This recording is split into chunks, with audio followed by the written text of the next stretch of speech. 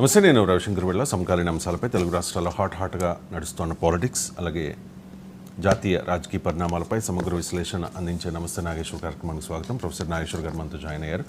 నాగేశ్వర్ గారి విశ్లేషణ చూసే ముందు వాటి ప్రధాన వార్తలను చూద్దాం. నేడే చంద్రబాబు నాయుడు ప్రమాణ స్వీకారం, ముస్తాబైన వేదిక, ప్రముఖుల రాక నేపథ్యంలో కట్టుదిట్టమైన భద్రత, 60 మందికి పైగా ఐపీఎస్ల పర్యవేక్షణ, దారులన్నీ కేసరపల్లికే. సో 24 మందితో క్యాబినెట్ లిస్ట్ ఒకటి వచ్చింది. బీసీలకే పెద్దపీట వేశారు. అచ్చెన్న, కొల్లు సహా 8 మందికి మంత్రి పదవులు, 3 మహిళలకు చోటు, అనిత, సవిత, సంధ్యారానికి అవకాశం. జనసేన పార్టీ నుంచి కొణిదెల పవన్ కళ్యాణ్, కందుల దుర్గేష్, అలాగే నాదెండ్ల మనోహర్లకు అవకాశం కల్పించారు. పాత తరం నుంచి ఆనం రామనారాయణ రెడ్డి, కొలుసు పార్థసారథి, పొంగూరు నారాయణ, అలాగే లోకేష్, ఎన్ఎండి ఫరూక్, కేశవులకు కూడా అవకాశం దక్కింది. మొత్తంగా తెలుగుదేశం పార్టీ నుంచి 20, జనసేన పార్టీ నుంచి 3, అలాగే బీజేపీ నుంచి 1కి క్యాబినెట్లో అవకాశం దక్కింది.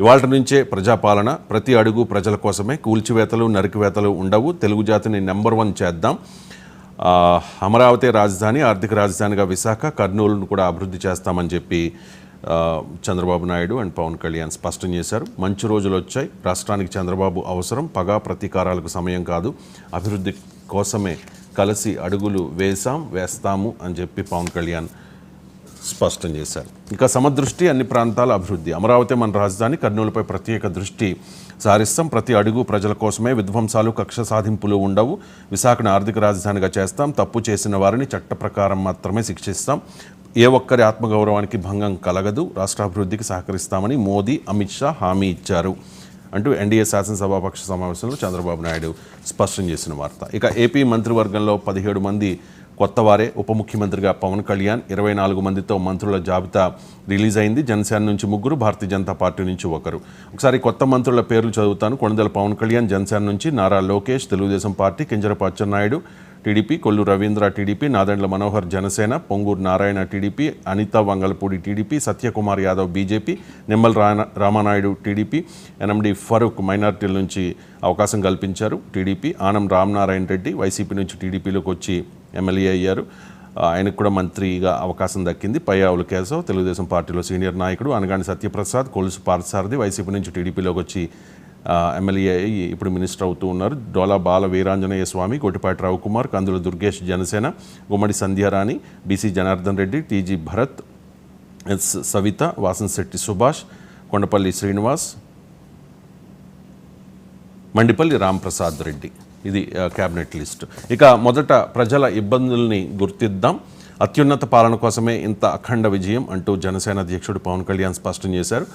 జనసేన పార్టీ శాసనసభాపక్ష నేతగా ఎంపికయ్యారు. భారతీయ జనతా పార్టీ పునర్వ్యవస్థీకరణ, దేశవ్యాప్తంగా కార్యవర్గంలో మార్పులు, కొత్త అధ్యక్షుడి ఎన్నికకు అవకాశం, భారీగా సభ్యత్వ నమోదుకు భారతీయ జనతా పార్టీ సిద్ధమవుతున్న వార్తను చూస్తూ ఉన్నాం.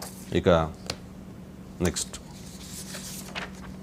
కమలం అతి విశ్వాసం వల్లే, లోక్సభ ఎన్నికల ఫలితాలపై ఆర్ఎస్ఎస్ కామెంట్ చేసింది. లోక్సభ ఎన్నికల ఫలితాలు భారతీయ జనతా పార్టీ కార్యకర్తల అతి విశ్వాసాన్ని కళ్లకు కట్టాయని ఆర్ఎస్ఎస్ వ్యాఖ్యానించింది. వారితో పాటు నేతలంతా గాలి బుడగను నమ్ముకుని పనిచేశారని, మోదీపైనే ఆధారపడ్డారని, వీధుల్లో ప్రజల గొంతుకలను వినలేదని ఆర్ఎస్ఎస్ స్పష్టం చేసింది. ఆర్ఎస్ఎస్ పత్రిక ఆర్గనైజర్లో తాజా సంచికలో లోక్సభ ఎన్నికల ఫలితాలపై ఈ వ్యాసం ప్రచురితమైంది. అది క్యాబినెట్ కాదు, పరివార్ మండల్ అంటూ క్యాబినెట్ మోదీ 3.0పై రాహుల్ గాంధీ విమర్శలు చేశారు. మంత్రిమండలిలో అనేక మంది రాజకీయ వారసులే, మోదీ మాటలకు చేతలకు పొంతన ఉండదు అంటూ ఎద్దేవా చేశారు. అండ్ ఇంకో కామెంట్ కూడా చేశారు, ప్రియాంక వారణాసిలో పోటీ చేస్తే మోదీ ఓడిపోయేవారు అని చెప్పి కామెంట్ చేశారు. కష్టం ఆయనది, ఫలితం వీరిది అంటూ ఉద్ధవ్ ఠాక్రేపై భారతీయ జనతా పార్టీ ప్రశంసలు కురిపించడం స్టార్ట్ చేసింది. మహారాష్ట్రలో పావులు కదిపే ప్రయత్నం చేస్తోంది అంటూ ఈ వార్తను చూడొచ్చు. ఇక 7 తెలంగాణ మండలాలు ఇస్తేనే ప్రమాణం చేశా, నా ఒత్తిడితోనే మోడీ ఆగమేఘాలపై ముంపు మండలాల ఆర్డినెన్స్ తెచ్చారు, మోదీ బాబు మిలాఖత్ మరోసారి బట్టబయలైంది అంటూ ఒక స్పెషల్ వార్తని నమస్తే తెలంగాణ ప్రచురించింది. ఇక కేసీఆర్కు నోటీసులు, విద్యుత్ రంగ నిర్ణయాల్లో పాత్రపై జారీ చేశామన్న జస్టిస్ నరసింహారెడ్డి, మాజీ సీఎం సహా 25 మందికి గత ఏప్రిల్లోనే నోటీసులు ఇచ్చాం, కేసీఆర్ మినహా అందరూ రాతపూర్వకంగా బదులిచ్చారు అంటూ ఒక వార్తను